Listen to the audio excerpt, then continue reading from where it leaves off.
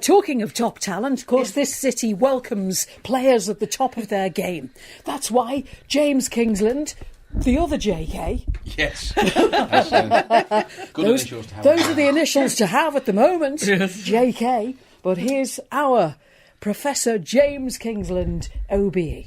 How are you, Jay? Good. Oh, good? Unless anyone's got news for me, good? I'm working on the fact I'm good, yeah. Oh, well, that's good. All well. Oh, we don't expect anything more good. But I've missed you all, because it's We've been a missed couple of you weeks. too. It has been a couple of weeks. You've been on a trek, have you? Yes, to the dentist. Oh, right. Yes. 3 of the 5 days, yeah. I got as far as the dentist chair. Yes. But anyway, all recovered. Not quite, but don't sedative dressings work? They really do. And do you know what? Of course, they can. I'm asking a doctor. Do you know what they contain? Forgive me, but it turns out that it contains good old oil of cloves. Good old oil of cloves. Which You'd think, wouldn't you? Has been the saviour of people. You know. Long before people were more willing to go to the dentist than they are in the days of the gas mask, over the dreaded, gas mask coming out. Remember as children? Yes. That was a horrendous moment, wasn't it, James? Yeah, well, there's still people who come in fearful of a dental chair, and it's not unusual for a GP to prescribe diazepam, a small dose of Valium. Really? Maybe the night before and on the morning. Yeah. Just because otherwise, their dental caries get worse. They won't. And some people haven't, been to the dentist for so long until it gets to because a point where fear. They need, the fear. Yeah, and it's how it can affect the rest of your health, isn't it? Because infection can spread, and and I think if you need anything done to do with the heart. The teeth have to be checked, don't they, for infection? Absolutely. May have to be removed in some cases. Yeah, I you can understand. get secondary infections and endocarditis. It's more than just having a nice. The two probably the biggest fears that people present with: dental chair and getting on an aeroplane. Yes, and they're the two things that. Often a GP will say, okay, just a one-off tablet or 2 tablets, one the night before and one in the morning, because some people just say, I'd love to have a holiday, but I just cannot get on the plane. Yeah. So it's a reasonable treatment, albeit a very short course, 2 or 3 tablets, or some for the return journey, just so there's enough sedation or relaxation to take away the fear. Yeah. Does that apply to fear of injections as well? Because a lot of people run a mile from having an injection, don't they? Probably don't medicate people before that, because that's such a short period of time. You're talking about instantaneous, and it's over within seconds, as opposed to a 8-hour flight or an hour in the dental chair. Yeah. Well, yeah, the fear of injections is another one as well. Well, we do hope for some unexpected guests who are now expected very shortly. It'd be wonderful if this comes off. Yes, hopefully. They may get here in time, but a friend from, end of school days is just arrived. In fact, he arrived in Mells tonight, having started from Robin Hood Bay on the northeast coast, and he's walking around the whole of Great Britain for a charity for Thrombosis UK. So, if he gets a chance, he's going to drive here though, not walk, to talk about his trek and the charities. He's raising funds for. But wonderful. Yeah, a friend from school days. Wonderful. I think he said it was something like 3,000 miles plus around the coast. But he's going around every single part of the coast. So he's gone up through Scotland, down as far as us at the moment. Then he's got towards the end of October to complete the trek, which he started in February. What a brilliant thing to do. Because at the moment we're following the surgeon, the children's surgeon from Alder Hey, who's on a bike ride, a marathon ride. Yeah. And she's raising funds for, patient comforts, things that make a difference that, can't ordinarily be afforded on the NHS bill. And so is riding hundreds of miles, visiting 6 children's hospitals. And finishing at Blenheim Palace, no less. Wow. So all these, high profile but individual efforts, they all add up, don't they? They all add up to benefits for us all. Yeah. Talking of benefits for us all, one of the lead stories today apart from the 6th European Championship. One of the lead stories, James, was the call from the NHS for all of us to make some lifestyle changes that may help the ticking time bomb that is Alzheimer's for the future, now that we're all living longer. Yes. Well, I think that there's a whole range of lifestyle measures which I guess we sometimes review incessantly. In fact, I've just been appointed to, in my spare time, an all-parliamentary group on obesity. So wow. It's often APPGs, they're called, and often Parliament will create something of national interest, whether it's in health or other social areas. But this one is to look at the pandemic, as it's called, of obesity. But that's another major risk factor for all sorts of health. Because why? It's probably one of the commonest causes of liver disease now, obesity. It's certainly the biggest risk factor for type 2 diabetes, all sorts of fat storage diseases, orthopaedic problems from carrying too much weight. So we are seeing that the increase in fact, liver disease particularly, just as we are seeing a curtailing of the increase in cancers and heart disease, even respiratory disease, because of the interventions we've been putting in over a number of years.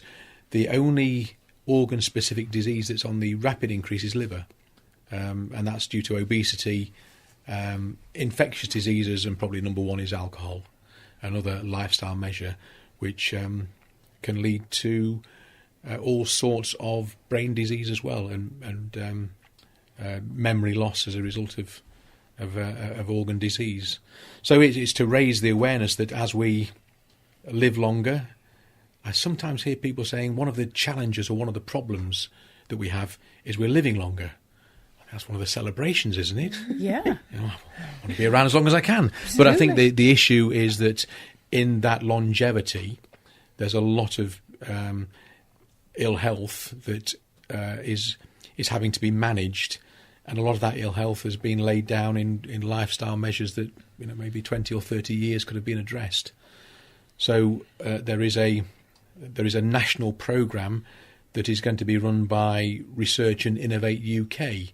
There's a lot of money being put into ways that people who are living, as we see an ageing population, the challenge is, can we give 5 years more of independent living to people before they have to go into higher forms of care, residential care, nursing care. So there's a whole range of initiatives recognising that our ageing population, if they become dependent on the state, and part of that being the health service, then we may struggle to have a fully state-funded range of services. Yeah. So we need to live well longer. Yes. Yeah. And it's in the stages of life. It needs to start at school. The best advice about smoking is never start, as opposed to trying to stop. But the use of tobacco, alcohol, illicit drugs, and nutrition, overeating, our exercise, which leads to really good health if we're moderate in certain lifestyle, and probably lifestyle, as well as now the other major issue is looking at genetic profiling and genetic treatments.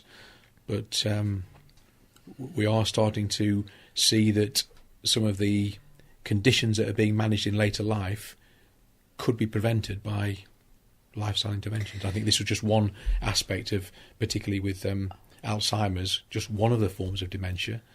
There's another form of dementia called multi-infarct dementia, which again is caused by the same risk factors for heart disease and stroke: high cholesterol, diet, smoking. So lots of small infarcts, insults to the brain that can lead to a type of dementia. And that's probably the most preventable form of dementia. So one of the issues is trying to get the genie back in the bottle, isn't it? In the sense that you mentioned the children. So the children have been born into a fast food world. Yes. Where every few yards there's a big sign enticing with nice things to eat and also little prizes perhaps and presents with them as well, and limitless choice. So trying to teach them to be moderate with limitless choice.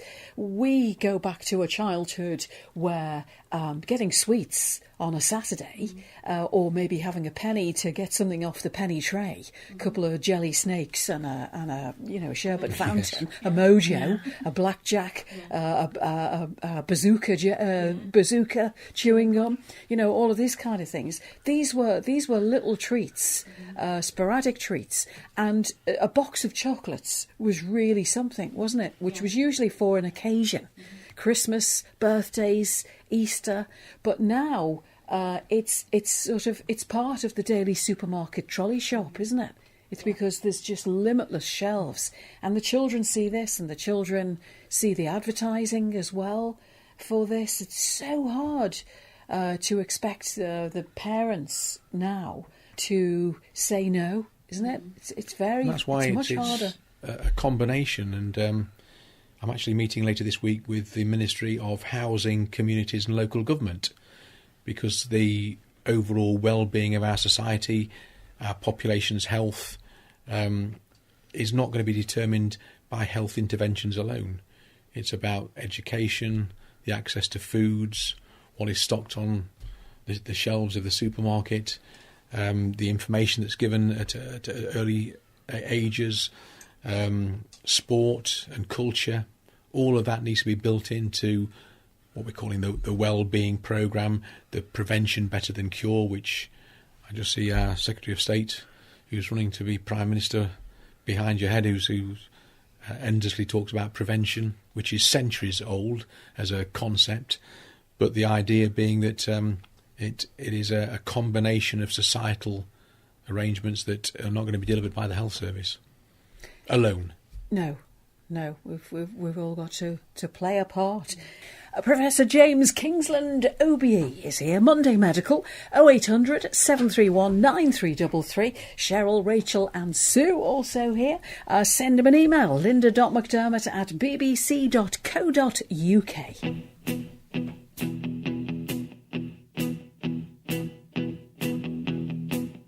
When I wake up, well, I know I'm gonna be the man who wakes up next to you. When I go out, yeah, I know I'm gonna be the man who goes along with you. Gonna be 500 miles. He's not the only one, the Proclaimers, because, as promised, two unexpected but extremely welcome guests have joined us. Professor James Kingsland, OBE's brother, Professor Charles Kingsland. How many professors can you fit in a family? We ask us. What is that a gaggle of? Or a bluff of professors. Oh, no, that's definitely James Robertson Justice territory, isn't it? Have you ever heard of the imposter syndrome? It's when you enter a room and you actually think that somebody's going to find out that you're an imposter. You can't really do what you say you do. Exactly. I've been waiting for somebody to find out for the past 30 years. I'm still managing to get away with it. Well, it's lovely to have you here, Charles. Unexpected pleasure. With a lifelong friend of both of you, right. Martin Shipley. Good to see you, Martin, as well. You're looking particularly fit. And we didn't play that piece of music by accident. No. Because really it was to chime in with the fact that you are walking all over the place. Yes. To raise money and awareness for Thrombosis UK. That's right, yes. I'm walking around the coast of Great Britain. Started on the 14th of February. And I've done about 1,800 miles so far. Oh, my goodness. And I started at Robin Hood's Bay in East Yorkshire. I know it. And headed north to go anti-clockwise, so I've spent 3 months in Scotland, and now I'm heading south and should get back to Robin Hood's Bay on the 25th of October. So via God's own country, which is where you are now. This is it, yeah. Just passing through for a few days. Yeah. Then on to Wales. Fantastic. So you've more than one pair of shoes, you presume? Well, only one pair of shoes at a time, but it does take 5 pairs boots. go through. Oh, boots. Boots. Oh, proper like fell walking boots type of thing. Yes, it's proper. Oh, really? Not like training shoes. No. But, are they not lighter on your feet? These clod-hopping boots. Probably, but you need it for the different surfaces, and then when you actually are walking on cliffs and things, you're better to have the correct gear. Right. So are you always off-road? Or no, there's a mixture. Quite a lot of road walking in Scotland, really, because most of the footpaths that exist in Scotland go into the country, not north-south. Go into the mountainous country. Right. So you literally walk on the roads. But there's not much traffic up there. You see a car about every 10 minutes in northwest Scotland. Oh, how wonderful. So, it is. Keen walker anyway? Keen walker, yeah. We started walking in 2004 when we walked across England coast to coast. 2005, Scotland coast to coast. 2006 was Wales coast to coast. 2012, we walked from, we being my wife Maureen and I, John O'Groats to Land's End. 2016, we walked from Cape Wrath, which is the opposite corner, northwest Scotland, down to Dover.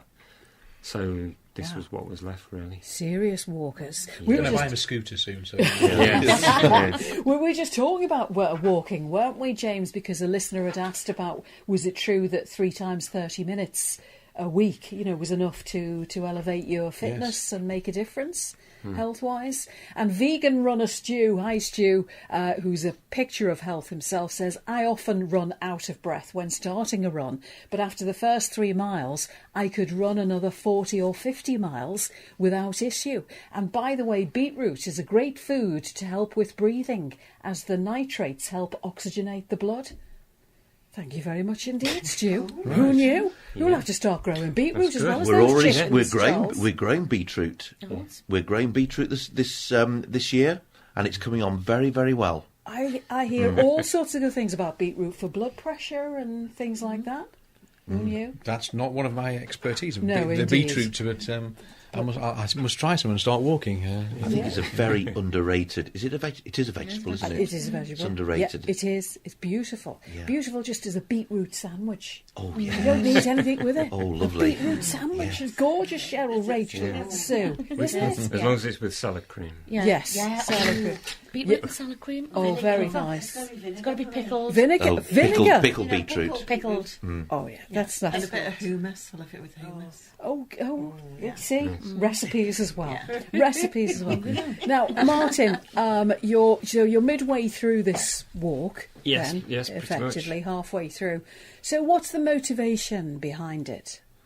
Well, part of it is a challenge because I really wanted to do it, and part of it is to raise the awareness for Thrombosis UK as a charity. So it's not a highbrow charity, but it does very important work in relation to brain aneurysms and blood clots awareness, and helping people to understand signs to look out for that could possibly help them, and also they support research into the area and support the education of people in the medical profession as well. Right.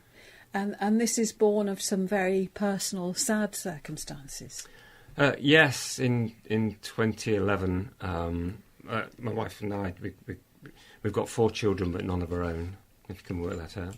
So from second marriage, my wife's got 2 daughters, one daughter, Dawn, and in 2011, she was 30 weeks pregnant and suffered a brain aneurysm. So we'd seen her on the Friday night and all was well, and by Sunday night we were donating her organs. And so the brain aneurysm was literally like turning a light out. But she was also 30 weeks pregnant at the time. And so so it started happening on the Saturday morning, Saturday afternoon. They said we need to perform an emergency caesarean in the next 15 minutes or the baby will die. And so they performed that, and baby Molly was born, and she was in an incubator for about 8 weeks. But this year she's 8, so she recovered and she's fine. Wow. But Dawn had already got a 4-year-old and a 2-year-old daughter as well. And so she left 3 girls, basically. And so, it was heartache and there's a lot of tragedy and very difficult times for a few years. But we come through it. It affects us forever. It will always be sad. But life goes on, so the children are doing well. And this is your way of trying to do something positive to help others. We had no awareness of brain aneurysms as such. Dawn had headaches, but we didn't think of anything more than that. My medical friends here will know more about the technicalities, but when you're pregnant, I think your blood can thicken, and that caused some problems, and she basically had a blood clot in the brain. But as soon as it happens, you talk in minutes before you've passed on. Is that rare, Charles? It's not as rare as you would like to think. I mean, we still, nowadays, problems in childbirth, we expect childbirth to be a normal, healthy procedure. And in the vast majority of cases, it is. But it's still a very common killer of women, young women. One of the salutary statistics that I always quote to students, that the number of women that die in childbirth every day is the equivalent of 2 jumbo jets full of passengers dying, crashing without any survivors. Now, we tend to, as I said before, think of pregnancy and childbirth as normal, healthy events, and in the Western world it tends to be. But across the world, 700 women die every single day having babies. But in Britain, still the commonest cause of death in pregnancy is thrombosis, or clotting in the brain, in particular, or hypertensive diseases, high blood pressure in pregnancy. You wouldn't believe it, but even in a city like Liverpool, 1 or 2 tragedies every year like this will happen, and thankfully it's very rare. But if it happens to you or your loved ones or your family, it's a tragedy that will last a lifetime for the family. And there's no warning? There can be warnings, like Martin said, headaches, or the purpose of antenatal care is to detect those warnings, the slight raise in blood pressure, the protein in your urine. That's why we check urine, to check for very early stages of kidney disease, or the swelling that you get in pregnancy, that most of the time is just normal, but it can be a sign of impending complications. And that's why it's so important, even nowadays, to have antenatal care. And it's also, this is something that I hold very dearly, very, very important, that when women think about having babies, they have their babies in hospital, because it's lovely to have your children at home, and it's the environment where we all want to have, the nurturing environment in which we can have our babies in homes surrounded by our families. But pregnancy and childbirth can still be dangerous. So you have to be very careful as to who should be allowed to have their babies at home. And it's because that we have hospitals like the Liverpool Maternity Hospital, because we have antenatal care, that has reduced the incidence of morbidity and mortality in pregnancy to as low as we experience nowadays. But if you think about only 100 years ago, or 30 years ago when we were born, Linda, the perinatal mortality rate, or the complication rate was much higher. And even when you go back 100 years, it was very high. You just think novels were, the novels of Charles Dickens, they would never have the same impact if there weren't orphans or women dying in childbirth, because it was a common occurrence. It was a common occurrence, and thankfully nowadays it's very low, but it still happens. The other thing about Thrombosis UK, who Martin's walking for, is that the primary cause of preventable deaths in hospitals is of venous thromboembolism. So one of the statistics that, when I'm at the Royal Liverpool Hospital, we are always reviewing the statistics of what's called VTE. It is something that probably 1 in 4 people die of blood-related disorders, and thrombosis, particularly this VTE, is the primary cause of preventable deaths in hospitals across the UK. Preventable. So we do assessments of the risk of thrombosis, venous thrombosis, particularly in the legs, because when people go into hospital, they're lying in beds, they're at greater risk of clots, and it's the most preventable cause of death in hospital.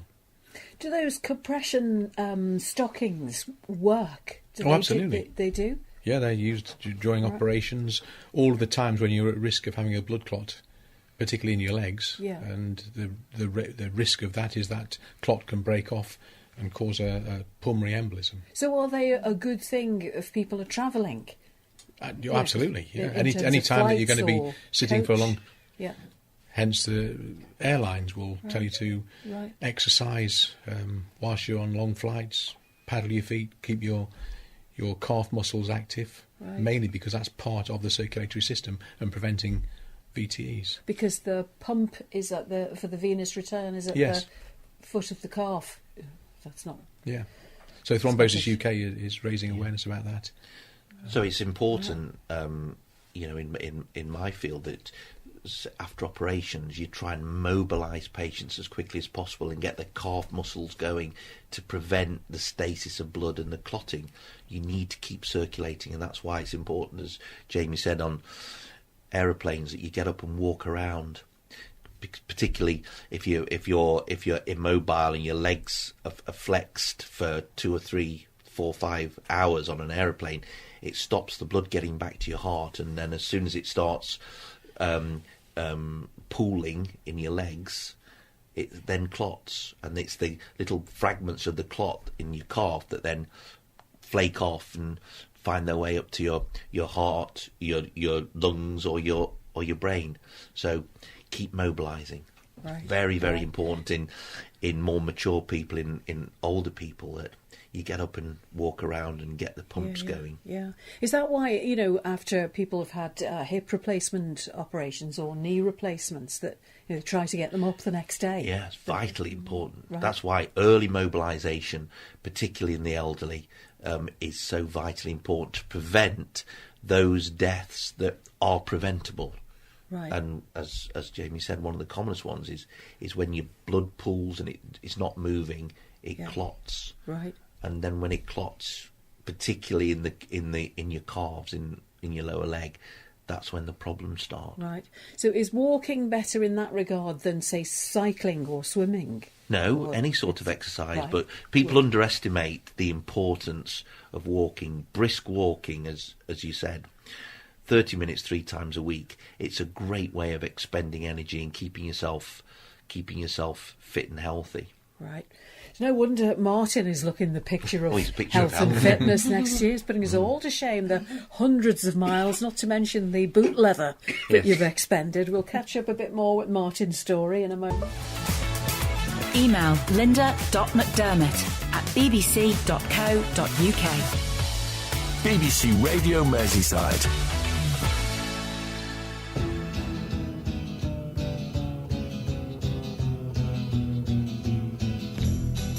Are you ready, Boots? Start walking.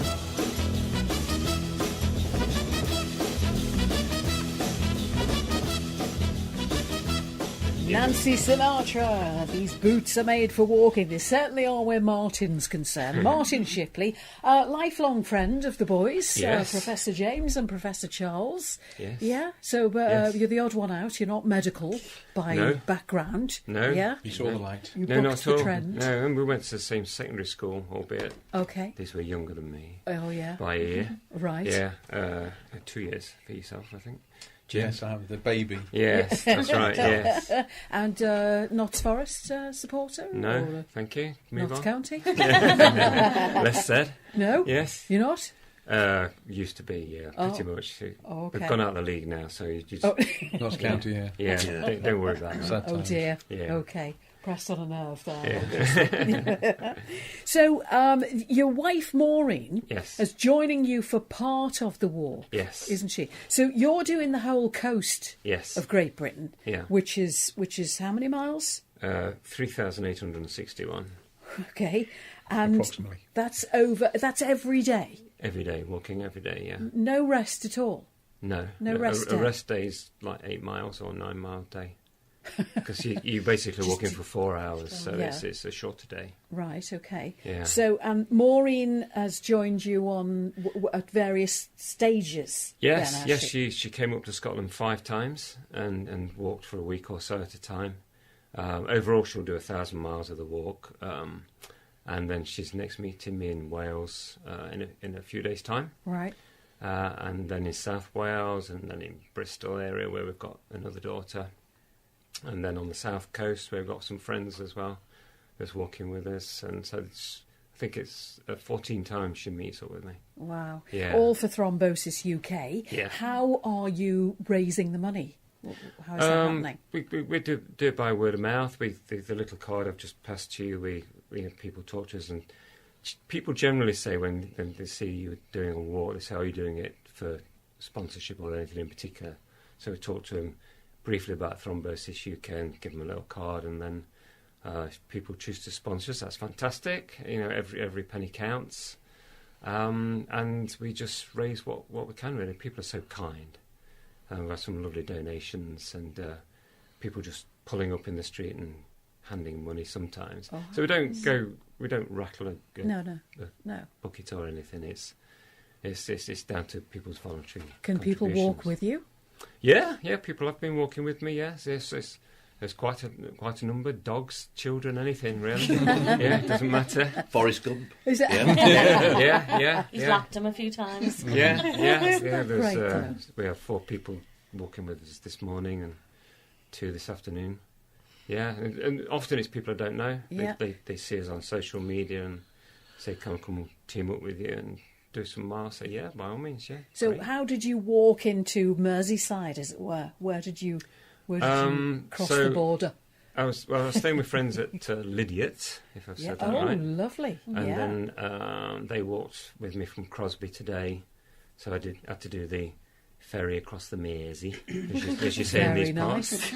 Had a little sing with Jerry, as you do. Yeah. And then came over to Seacombe, and then walked up the coast round from there. I'm told that back in the day when the Mersey ferries were proper commuter ferries and they were crowded, that people walked in a clockwise around the deck. Yes. And they kept their walking up. Well, there are pictures of people doing it, bowler hats and suits and overcoats and everything. And, yes. Men and women on their way to work would actually walk around the deck. So you could have done that too. I probably have done that a bit, yes. It was a bit choppy today, so... Yeah, and there was a cruise liner in. Did you see that? I did, yes. Mashif, I did. Because Sue, who's our resident singer, you've been singing as they sailed away tonight, haven't you? Said goodbye to them, yeah. Yeah. Bon voyage. Yeah. And sent them off. All right, good for you. Yeah. So beautiful sight. So long, You've farewell. been singing Let's Talk About Six. Yeah. We tried, but they... As Mr. Clock did. Yes. Yeah. So, in relation to the family sadness that started this motivation, you also touched on something which is an emotional subject for all of us, which is organ donation. Yes. And you had to make this decision in the eye of the storm. Yes. Which I think millions of people have had to around the world. Yes. But I mean, were you aware that would have been wanted, or did you just have to think that through in a short space of time? How did that... Yes, we knew that Dawn was interested in organ donation, but she never had a card, or she never went online to make it quite clear which organs that she wanted. So. So yes, we had to, particularly Maureen and a previous husband, had to make decisions in that regard.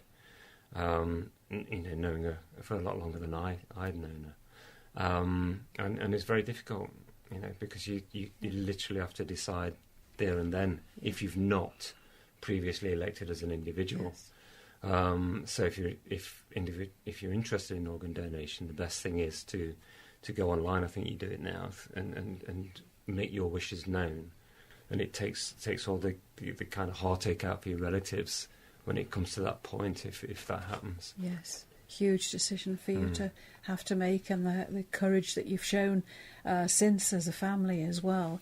And brain aneurysms, generally, we heard Charles talking about it in pregnancy, but what about, generally for men and women? What are the chances? What are the statistics? Or the things we can do? We started talking tonight about prevention, didn't we, rather than cure? Well, and the commonest or commoner is, we were talking about thrombosis, is the thrombotic episodes on the brain, the thrombotic stroke. Aneurysms sometimes lead to the type of stroke which is caused by a bleed, and often the aneurysm, though, is there from birth. It's often developmental. Sometimes can be found, but sadly often it's the catastrophic event when that aneurysm bursts. So as part of the condition that is very serious and very common of stroke, there's the two different types. One is of cerebral bleeds linked to often burst blood vessels, and certainly aneurysms, these weaknesses in blood vessels lead to that, but probably the commoner one is the thrombotic stroke, the blood clot that causes the stroke. Okay. Can we fit in a couple of questions, James, your clinic? Yes, Yeah. Okay. Ron in McGull is having tests at the Royal because his liver is producing protein. Is too much protein in the body dangerous? He said that if protein gets into the brain, it can affect your mobility. Is that true?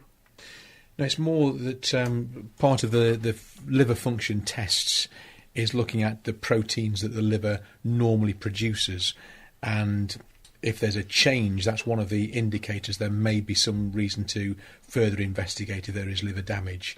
So it's not necessarily the protein itself is dangerous, it's the assessment of how the liver is working and the levels of certain proteins that the liver is designed to make. Right. So it's part of the liver function test. Right, okay. Anne in Allerton had a fall about 2 weeks ago, hurt her left arm on the outside. It is very painful. She doesn't think it's broken, but the pain is coming down into her hand now. It is bruised and she can move it. Does she need to go and see a doctor? Well, Anne, it's difficult. If it's 2 weeks, was it, that she's had 2 the weeks. fall? If it's persistent or progressive, the pain, then always, because sometimes you can have fractures or cracks in the bone that leave you with some mobility.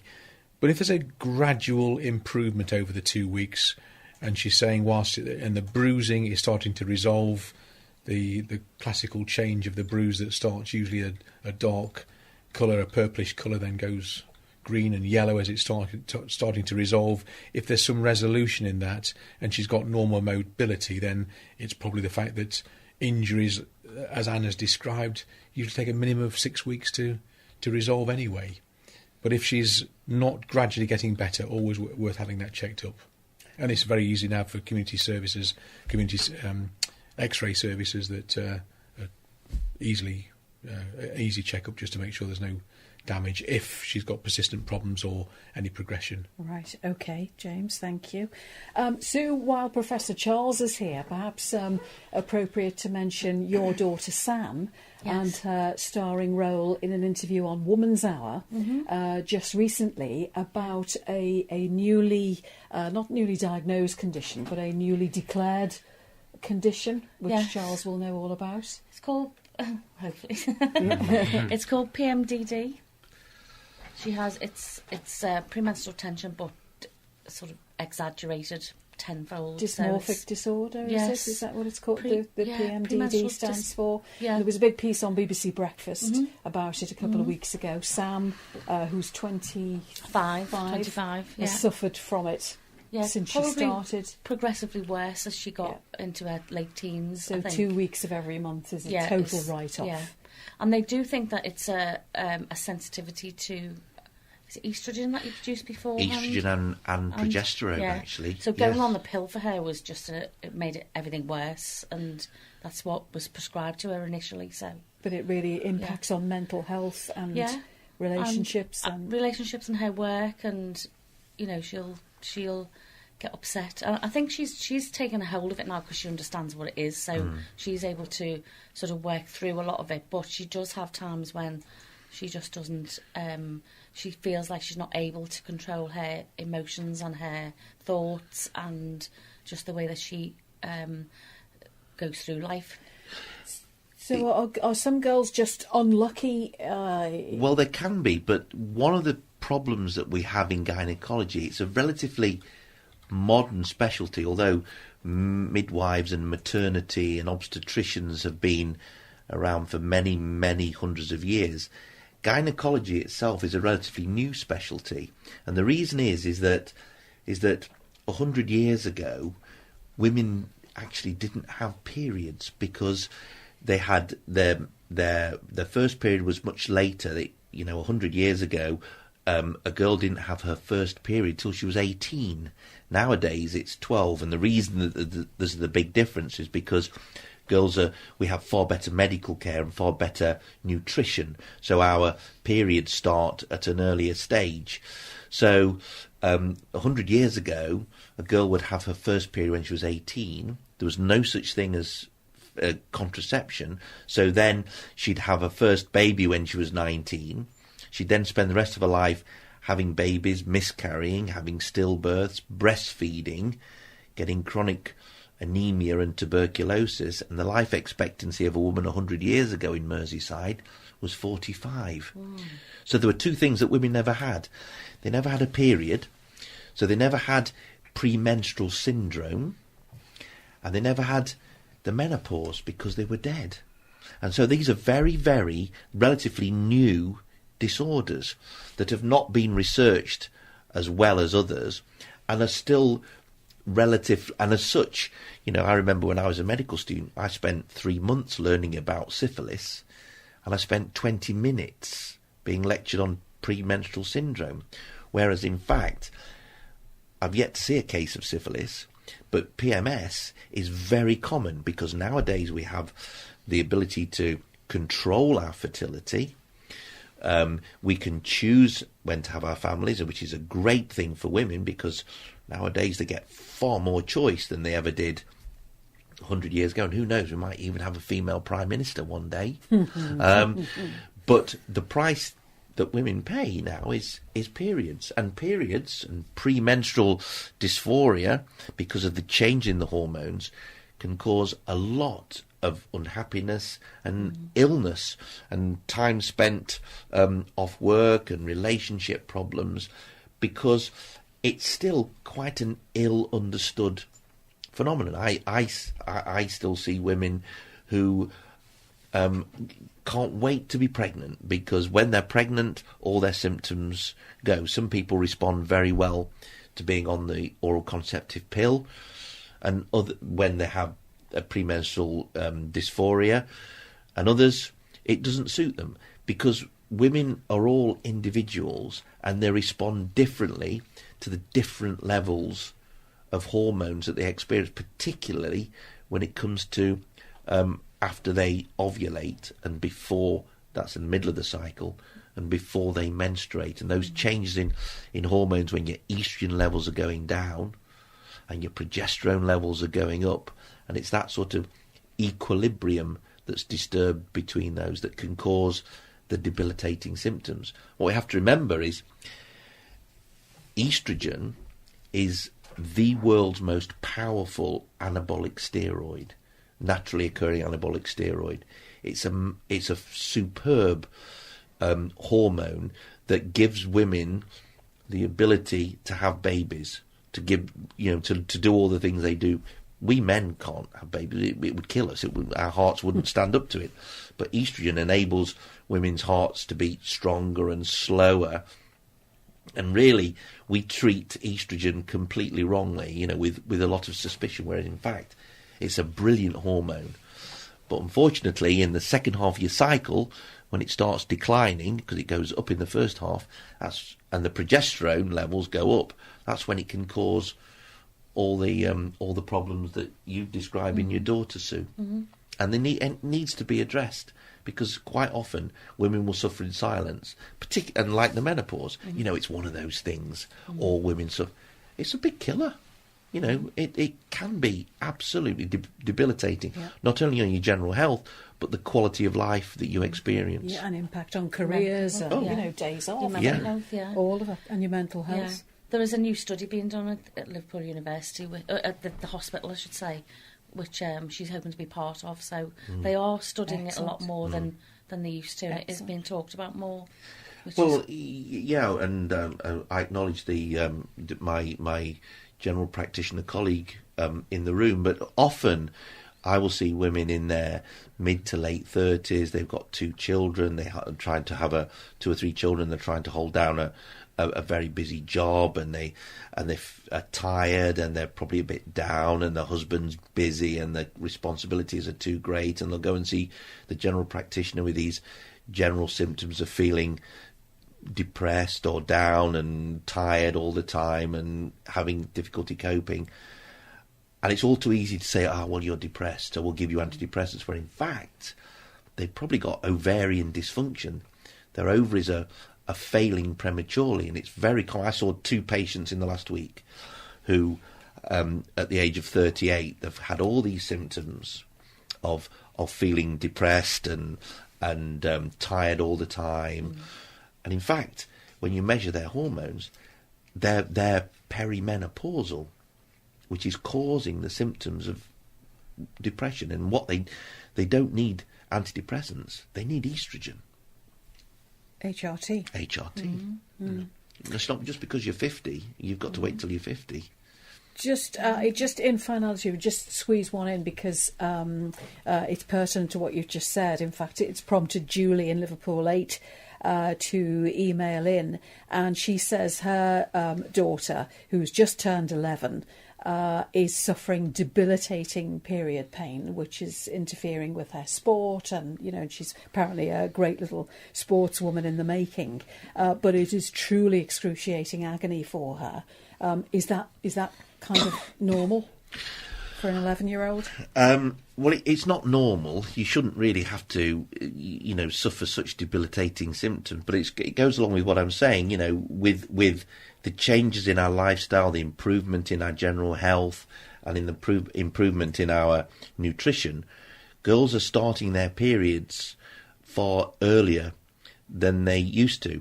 And the first periods generally in the so-called menarche, the first periods, you tend not to release any eggs. So your first periods you experience are generally painless.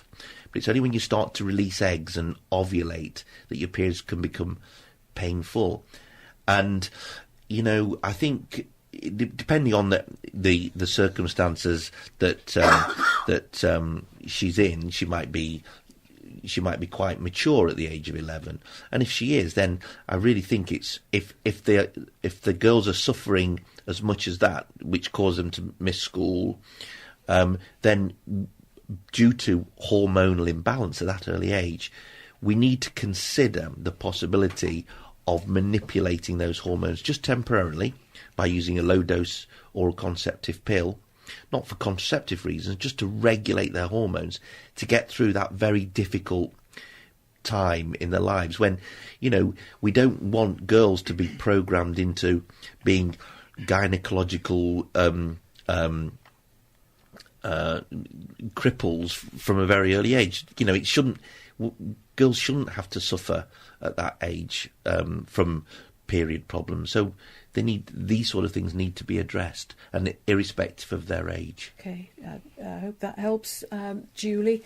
And just in finality, in recognising Martin's presence here tonight and his walking 3,861 miles around the coast of Great Britain with his lovely wife Maureen joining him for various stages because of their own family tragedy in losing Martin's stepdaughter from a brain aneurysm. May in West Derby just called in to sympathise with you, Martin, because her daughter died in 2016, age 56, suddenly from an aneurysm. She was apparently just doing some housework and collapsed and died without any warning. And so actually May asked, is it something that could run in the family, or does it not work like that? Possibility, because some of it is anatomical from birth. Oh, right. Where there's been more than one episode, then certainly there are some screening scans that can be done, but not necessarily a strong familial trait. Right.